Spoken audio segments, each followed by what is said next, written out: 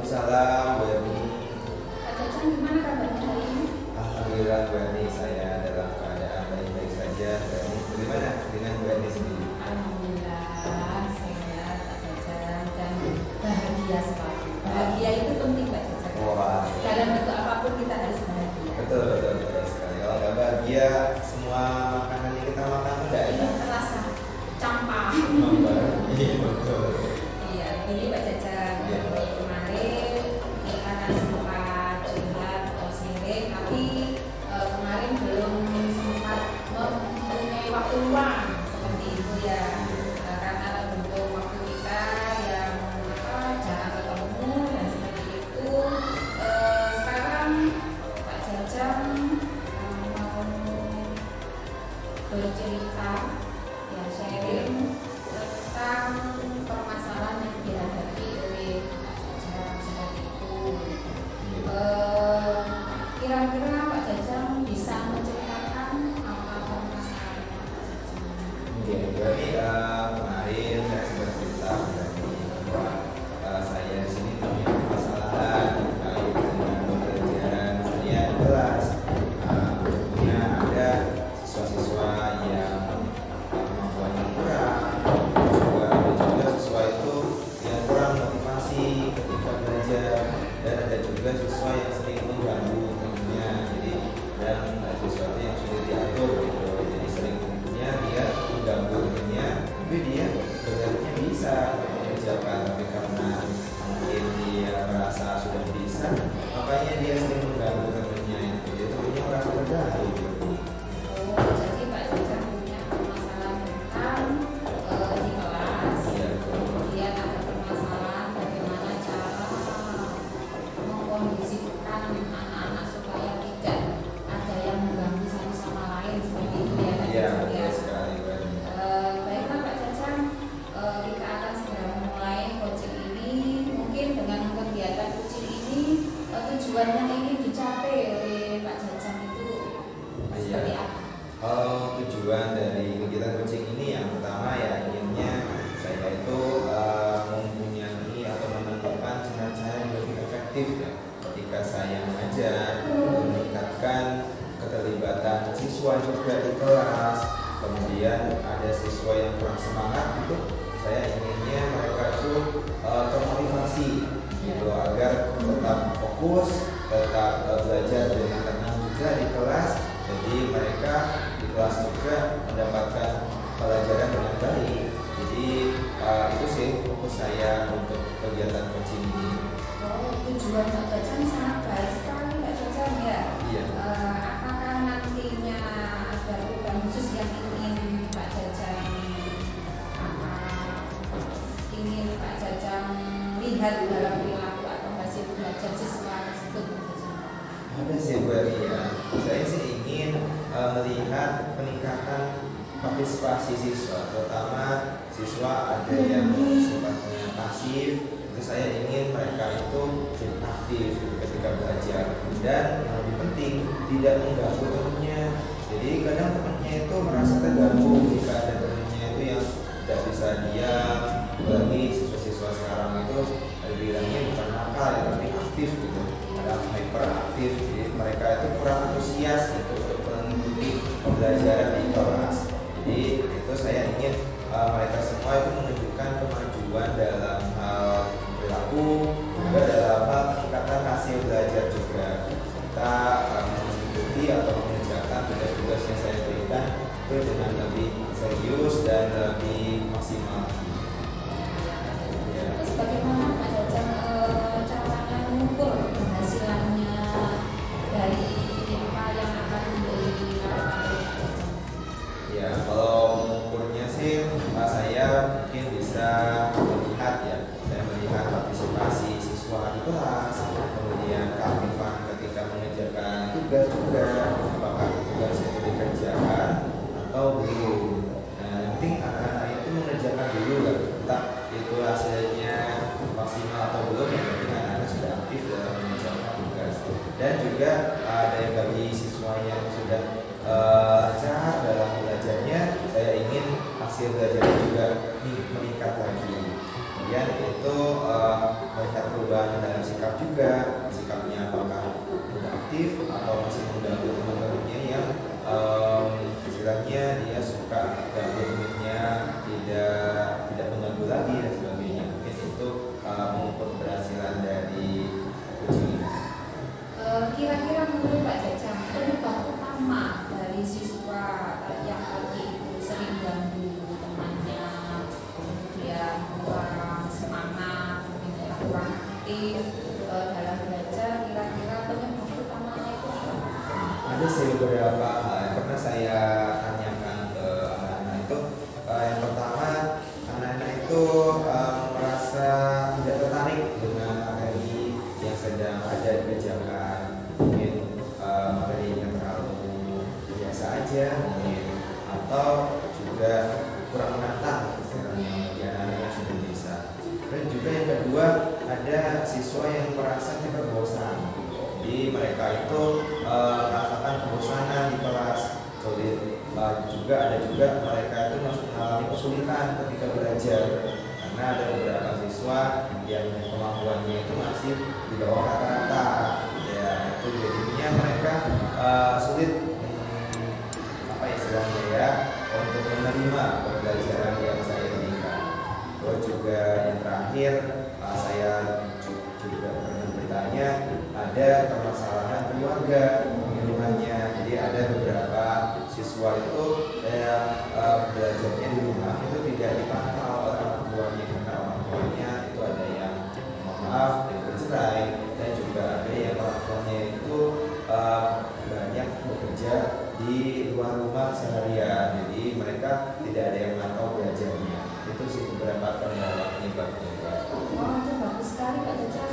Di sini Pak Jajang sudah melakukan pendekatan ya, sehingga di sini siswa bisa mengakui dan merasa bahwa ada yang kurang perhatian dari orang tua karena orang tua bekerja seharian mungkin ya, pulangnya itu sore sehingga anak merasa kurang mendapat perhatian sehingga anak di kelas pun dia merasa bosan karena kurang dukungan orang tua seperti itu ya Pak Jajang ya. Di sini Pak Jajang berarti bagaimana Pak Jajang menangani siswa anak itu di kelas yang sulit-sulit diatur atau kurang termotivasi karena ada orang tuanya sudah mempunyai gambaran bahwa orang tua itu kurang perhatian di rumah dan sebagainya. Iya, kalau saya pribadi saya lebih banyak memberikan perhatian pada anak-anak. Perhatiannya harus berbagi, terutama bagi anak-anak yang tadi itu kurang motivasi dan ada permasalahan baik itu di rumah maupun di lingkungan sekitar rumah. Dan juga saya sudah memberikan tugas tambahan bagi mereka yang sekiranya sudah bagus dalam belajarnya agar lebih tertarik lagi minat belajarnya. Jadi tambahannya itu dari permasalahan tadi dikasih tugas tambahan seperti tugas-tugas yang menarik buat mereka. Jadi tugasnya itu mendengarkan video atau juga bisa tugasnya itu yang ada gambar-gambarnya biar mereka juga termotivasi dalam belajar. Namun hasilnya itu masih belum maksimal ya Bu, karena masih ada beberapa siswa yang suka mengganggu temannya ketika belajar di kelas gitu. Jadi yang lain juga akhirnya ikut-ikutan tidak mengerjakan tugas atau mereka mengerjakan tugas dengan asal-asalan. Ya. Berarti di sini Pak Jajang sudah bagus Pak Jajang ya. Berarti Pak Jajang sudah merancang berbagai kegiatan pembelajaran dengan menggunakan pendekatan ataupun metodenya mungkin ya sama Pak Jajang sudah dirubah ya. Seperti itu. Bagaimana pola ini bisa dirubah? Apa yang mungkin bisa Pak Jajang lakukan untuk menciptakan suasana kelas yang lebih kondusif bagi mereka?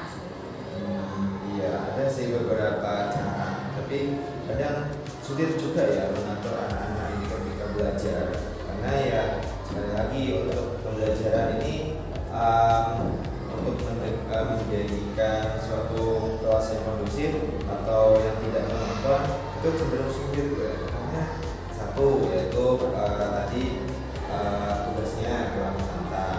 Yang kedua tugas yang diberikan itu ke saya ke anak-anak itu kurang dimengerti. Nah, anak-anak ini tidak paham dengan apa yang saya berikan karena kemampuan mereka masih di bawah kata-kata.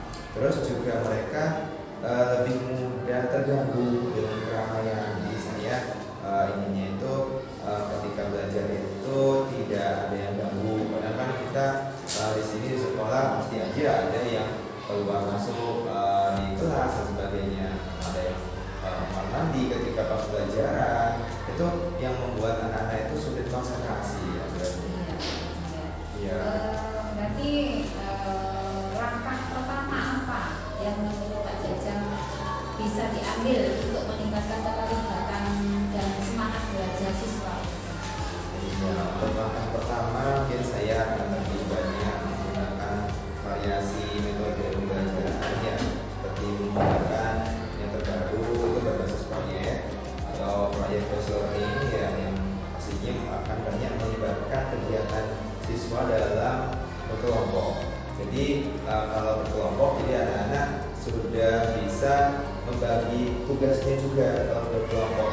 Kemudian saya juga inginnya membuat suatu media pembelajaran yang interaktif, yang menarik gitu, seperti video atau simulasi. Jadi kita mungkin menggunakan LCD proyektor dan juga audio visual seperti itu. Itu menurut saya langkah yang bagus itu Pak Jajang. Bagaimana Pak Jajang memastikan bahwa setiap siswa itu terlibat dari tugas yang diberikan itu sesuai dengan kemampuan serta minat mereka? Iya, kalau siswa agak terlibat di situ, saya inginnya buat asesmen awal ya, seperti asesmen diagnostik untuk mengetahui gaya belajar siswa, untuk mengetahui minat dan belajar siswa, serta mengetahui tingkat kemampuan masing-masing siswa ya. Berdasarkan hasil tersebut nanti saya bisa bagi mereka ke dalam kelompok-kelompok kecil ya Bro. Jadi kelompoknya itu nanti berdasarkan gaya belajar, kan ada belajar ada 3, ada gaya belajar kinestetik, audio, dan visual. Kemudian dari kelompok-kelompok itu juga saya bisa bagi tugas untuk anak-anak. Jadi ada yang tugas membuat tulisan, ada yang tugas menempel dan sebagainya dari setiap RKPD yang saya berikan. Jadi anak-anak semuanya itu terlibat aktif di kelompok. Berarti Pak Jajang itu sudah bagus karena melibatkan siswa yang lain ya, Iya. dalam menciptakan suasana kelas lebih mendukung bagi semua orang. Apakah Pak Jajang memiliki rencana untuk memberikan penghargaan atau pengakuan ya bagi siswa yang menunjukkan perubahan positif dalam perilaku dari hasil belajar mereka? Saya sih berpikir memberikan penghargaan itu yang pertama pastinya pujian ya Bu, karena anak-anak itu suka sekali. Jangan anak-anak yang kita sendiri kalau dapat pujian itu pasti senang. Dan yang kedua mungkin ada sebuah bintang prestasi. Jadi setiap anak yang mendapatkan nilai bagus, jadi saya akan berikan 1 bintang. Jadi nanti akan bintangnya dikolektifkan, dikumpulkan. Kemudian setelah itu anak-anak setelah bintang yang terbanyak setelah 1 tahun mungkin akan mendapatkan sertifikat menjadi siswa yang istilahnya terbaik lah, istilahnya dengan paling banyak mengumpulkan bintang. Jadi kan anak senang ya. Saya juga inginnya mendapatkan umpan balik yang positif secara individu dari anak-anak juga, istilahnya refleksi bagi saya pribadi. Karena setiap orang pastinya ingin tahu sampai mana kemampuan kita, jadi pasti refleksi atau mengamati. Jadi terutama dari mereka yang kurang perhatian dari rumahnya, kemudian ada siswa yang sebenarnya sering mengganggu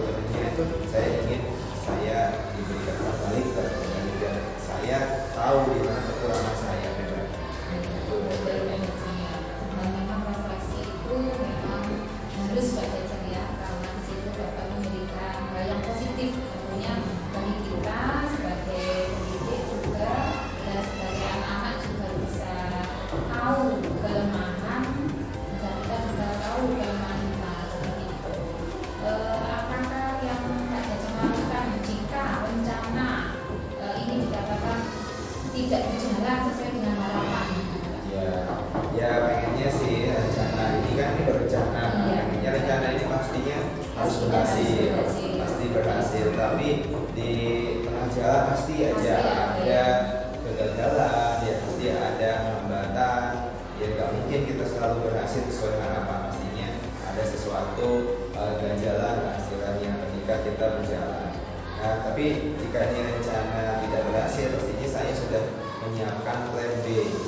Plan B-nya ini saya ingin mencari masukan dari teman-teman sejawat dan juga dari siswa sendiri untuk menemukan pendekatan yang lebih tepat istilahnya. Jadi saya ingin dari teman-teman itu gimana sih caranya mengajar dengan baik ketika menghadapi anak-anak yang seperti tadi ada yang sudah diatur dan kurang termotivasi dalam hal belajar. Terus juga saya bisa terus bereksperimen, misalnya eksperimen. Jadi dengan metode-metode pembelajaran yang bervariasi lagi, berbeda lagi. Jadi tidak hanya pembelajaran project based learning juga, tapi bisa juga bisa bermain peran juga, juga bisa yang lain hasilnya menggunakan pendekatan metode pembelajaran kooperatif learning. Mungkin itu sampai bisa menemukan cara yang lebih efektif di kelas saya. Iya. Bagus sekali Pak Jajang. Apakah mungkin ada hal yang perlu disiapkan sebelum memulai rencana ini Pak Jajang? Banyak sih persiapannya ini Bu Ernia. Pertama mungkin saya siapkan strategi biar anak-anak itu aktif di kelompok. Jadi yang pertama saya bikin itu asesmen diagnostik dulu. Jadi mengadakan survei dulu anak-anak sesuai dengan gaya belajarnya tadi. Kemudian menyiapkan sampelasi juga, serta misalkan proyektor yang saya bisa pinjam di kelas atau di sekolah ini. Kalau misalkan ada proyektor saya bekerja. Kemudian setelah itu apapun persiapannya yang saya harapkan persiapannya ini juga harus matang ya Bu ya, dari mulai Canva, kemudian PowerPoint juga saya harus menyiapkan dengan baik. Itu sih sebenarnya yang bisa saya siapkan sejauh ini Bu ya. Bagus Pak Jajang, pengalaman kamu bagus. Saya yakin Pak Jajang sukses dengan rencana ini dan saya akan selalu siap membantu jika diperlukan semoga rencana ini berjalan lancar dan memberikan hasil yang baik. Terima kasih Bu Erni ya telah mendengarkan curhatan saya. Mudah-mudahan kegiatan kita semua berjalan dengan baik juga. Saya juga bisa belajar dari teman-teman juga bagaimana cara menghadapi dan memberikan pelajaran dengan baik di kelas. Untuk coaching hari ini sudah begini Pak Jajang ya. Terima kasih atas keterbukaan dan komitmen Pak Jajang. Saya berharap kita bisa melihat perubahan positif di kelas Pak Jajang dan saya. Sama-sama Bu Erni, ya, saya juga berterima kasih kepada Bu Erni yang telah meluangkan waktunya dengan kesibukan Bu Erni. Mohon maaf bila saya mengganggu waktunya Bu Erni. Dan bisa bertemu lagi di pertemuan berikutnya. Iya, sama-sama Pak Jajang. Saya juga sangat senang sekali karena hari ini kita bisa sharing-sharing lah seperti Iya. itu. Ya sudah itu aja ya Pak Jajang ya. Oke. Mungkin dari obrolan kita ada yang namanya salah kata atau apa ya Pak Jajang ya. Mohon maaf yang sebesar-besarnya Pak Jajang ya. Cukup kita akhiri ya Pak Jajang ya. Assalamualaikum warahmatullahi wabarakatuh. Waalaikumsalam